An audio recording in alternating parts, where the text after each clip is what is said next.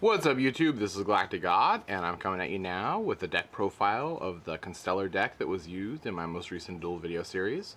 I'm going to go ahead and run through all the cards, and then just kind of quickly go through some of the basic combos of the deck. Alright, so I'm going to go ahead and get started. Alright, so for monsters, I'm playing 3 of the Kaus. 3 of the Constellar Stratos. He's pretty cool. I mean, he works pretty much just like a Stratos. Grab any Constellar monster. The only really bad thing is that his attack is super low, 700, but he does got a nice hefty 19 defense. I mean, I'm not really sure if that'll ever come in too handy. The other bad thing about him is that he's level 3, so kind of hinders some of your plays sometimes.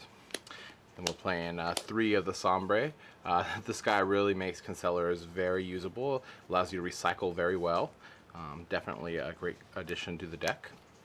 3 Pollux, he's awesome because he's a warrior and he gives you that additional normal summon. And then 3 of the special summons. So basically you can get a quick easy Shockmaster if you like out of this. You can go normal summon again, and then get into a special summon. I'll go a little bit more into that later in the video. And then finally I'm playing 1 Leonis. This was mostly for my plays with the Constellar Stratos guy. You can normal summon him and then summon the Stratos guy and then go into a quick rank 3.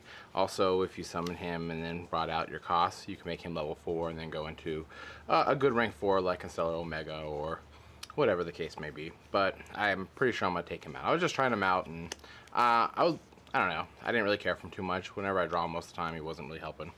Finally, I have, of course, my 1 Honest, and then 2 copies of Effect Veiler to kind of round up the monster count. Okay, so for the spells, pretty basic stuff here. We're playing 3 Tenki and 1 Rhoda. These are kind of our search cards of the deck. We'll have 1 Pot of Avarice. We can put back our Kauses and our Polluxes and stuff and then be able to reuse.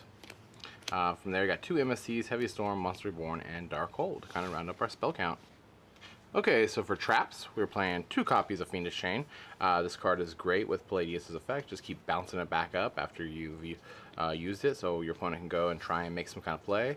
You flip over Fiendish Chain, and then during their end phase or during your turn, you can bounce it back with Pleiades. I was playing 3 at one point, but I think I kind of like a little bit better at 2. That way I can put in 2 copies of Breakthrough Skill. I think this card's a little more versatile than Fiendish Chain, but I do like being able to constantly reuse Fiendish Chain with Pleiades effect. So, also playing 2 copies of Threatening Roar.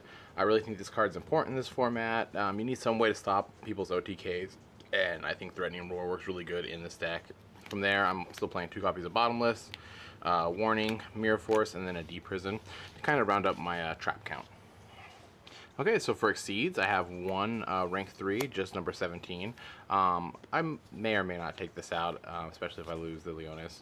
From rank 4s, we have Starliege Paladynamo, Daigusto Emeral, number 16 Shockmaster, number 50 Maestroke, Gagaga Cowboy, and then just 1 Constellar Omega.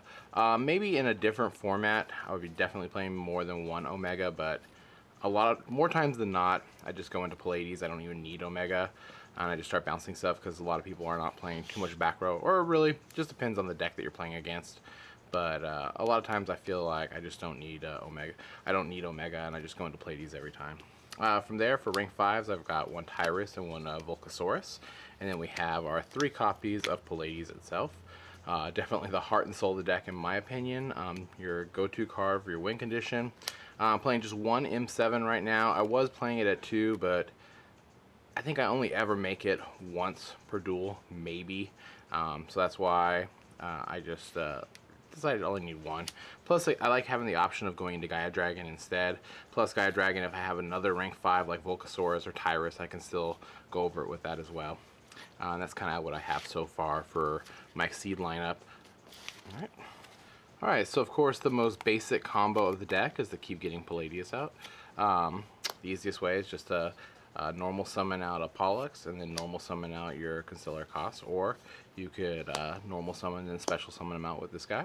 Either way, you just want to get Kaus on the field so you can use this effect to make each of them a level 5, and then you can overlay and to your Pleiades. This guy gives you a compulsory evacuation device built-in effect that you can use during either player's turn, so it's kind of cool. You can chain it to stuff, so if you go to attack and they I don't know, activate Mirror Force or something, you can bounce him away, or you could just, during the end phase, if they set a monster or a back row, you just bounce and get rid of it. They bring out an Exceed or a Synchro, you can bounce and get rid of it. Pretty cool stuff, really. Really like him a lot. Plus, he works good with your continuous spells and traps, like your Tenkis and your Fiendish Chains. You can bounce those up and just keep getting those reused over and over and over again. Pretty nice stuff. Alright, this deck can also make a pretty easy first turn Shockmaster, so if you're going against Prophecy or something like that, and you need to get Shockmaster out right away, it's not that hard.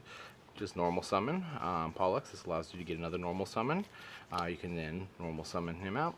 Gives you a special summon, and you can special summon. That's 3 level 4s. Now you can start overlaying right into your Shockmaster. Pretty simple, pretty cool. Alright, YouTube, and there you have it. This was the Constellar deck that I used in the most recent duel video series. Some of you guys may be asking yourself about some of my card choices. I'm not using the Constellar star charts. I don't particularly care for them. I tried them out. I tested them quite a bit up on Dev Pro. Really, I only go into Pleiades or either M7 maybe 2 or 3 times per duel, and I don't like having a bunch of cards in my deck that I'm only going to really break even or plus off of, you know, if I summon these multiple times, which I'm only really able to summon, you know, maybe 2, 3, or 4, you know, at most during a whole duel, and I found them mostly dead most of the time. I mean, maybe it's just, you know, my build, or maybe it's just the way I play, or my preference, you know, as a player or anything like that, but I just do not care for star charts. Also, I didn't really like the bears in the deck. I don't think that they're really needed. Almost every time I want to go for cost so that I can get Pleiades out and just control the board that way.